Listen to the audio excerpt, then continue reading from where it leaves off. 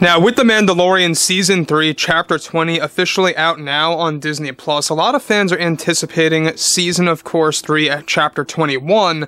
That's going to have a lot more reveals provided by both Jon and Dave as it kickstarts the last half of The Mandalorian Season 3. It's crazy to believe that we're already more than halfway through at this point, technically, and there's a lot of things going on right now behind the scenes over at Disney and Lucasfilm, trying to at least get things rolling, of course, faster with the roadmap and all the announcements coming our way at Celebration and D23 later this year. This is Mike Zero. Subscribe if you're new and like this video to see future Star Wars updates. I'm also on Twitter at Mike01. I thank you all so very much for the great and kind support. Now, given that Disney executives are a mixture of loyalists to Kathleen Kennedy and to Jon, George, and Dave, there's always this big division between what Disney wants to do and what Disney does not want to do with the Star Wars franchise, and it only either gets better or worse in certain scenarios. Now, one thing that's very big when it comes to a recent development has a lot to do with Jon Favreau and his thoughts about Disney and his overall reaction to Season 3 and exactly why he's blaming specific things on Disney and the executives about what happened throughout the year of 2022 when Jon Favreau was just getting close to ending the script for Mando Season 3. Now, with that being all said, alright, what's really all the more intriguing about this is that we already know that there's a lot of fans that have had some problems with Season 3, especially I would say Chapter, the first episode, and then of course the third episode, some fans felt were out of place here and there, but I digress. On top of this, now that Disney executives are getting ready for another round of meetings with Bob Iger concerning Star Wars, creator Jon Favreau is described to be very angry and furious with Disney for a specific reason behind closed doors. Favreau is described to be blaming fan criticism over Disney pushing him for a deadline to write the script many months ago, and that Favreau surprisingly wanted to spend an extra 6 months to write the script out for The Mandalorian Season 3.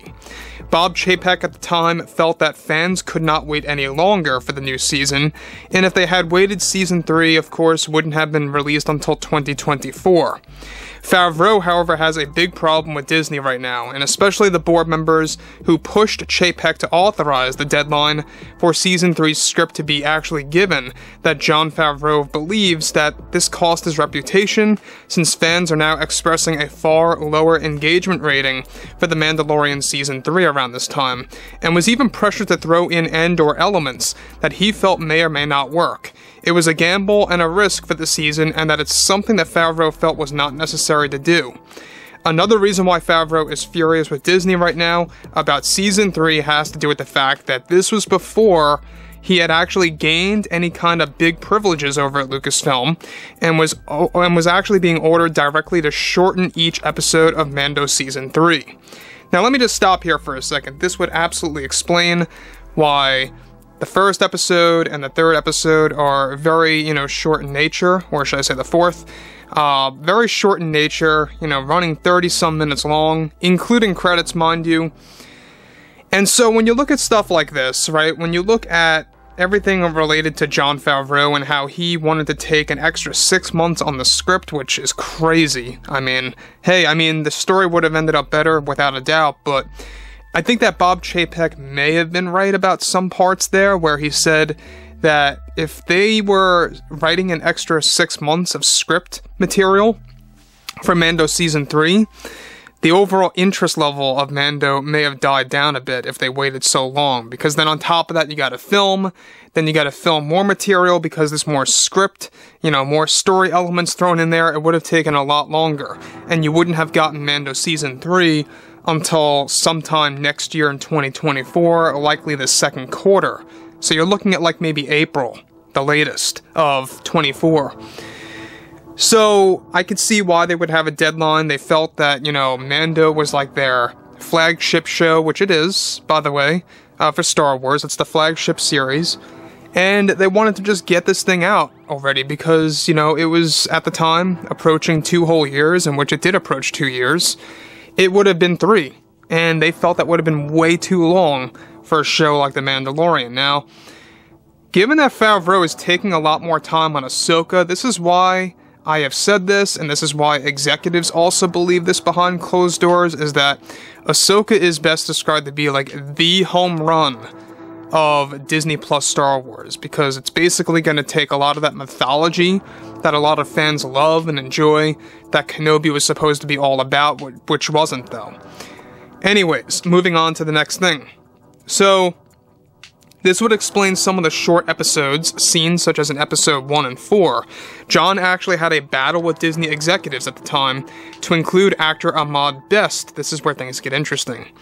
As a surprise character cameo, Disney executives felt that this was a pointless thing to go through with, and Jon pushed to redeem Ahmed's career as an actor and to bring him back to the Star Wars franchise in a new way, to take away his stigma from Jar Jar Binks.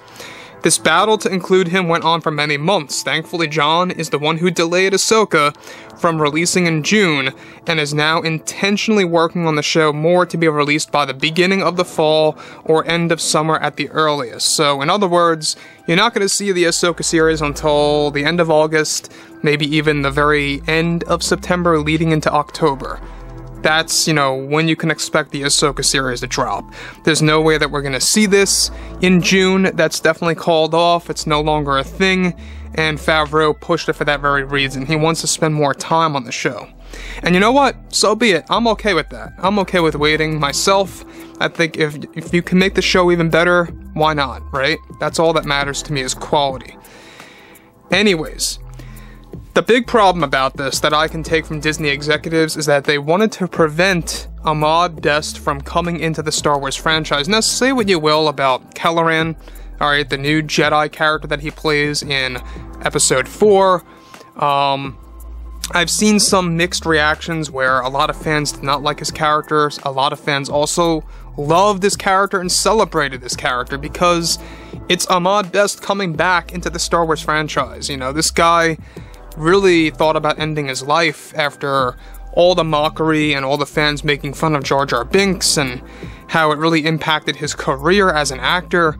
And so the fact that he got so close to ending his life like that, and how now Jon came in and redeemed his career, I think is just amazing and just so special, to him as a person.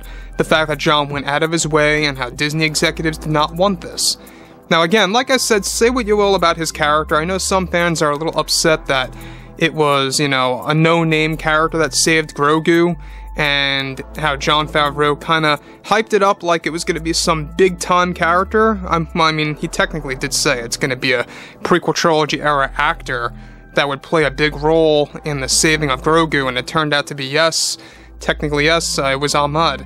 So anyways, I would like to hear what you guys have to say about all of this below in the comments, everything ranging from Favreau's blaming of the deadline for the impact of Season 3, whether you think that's valid or not, do you think that's the real reason, and if you guys did enjoy the content for today, make sure to drop a thumbs up on this video to support the channel. I thank you all so very much for the kind support, and I'll catch you guys next time.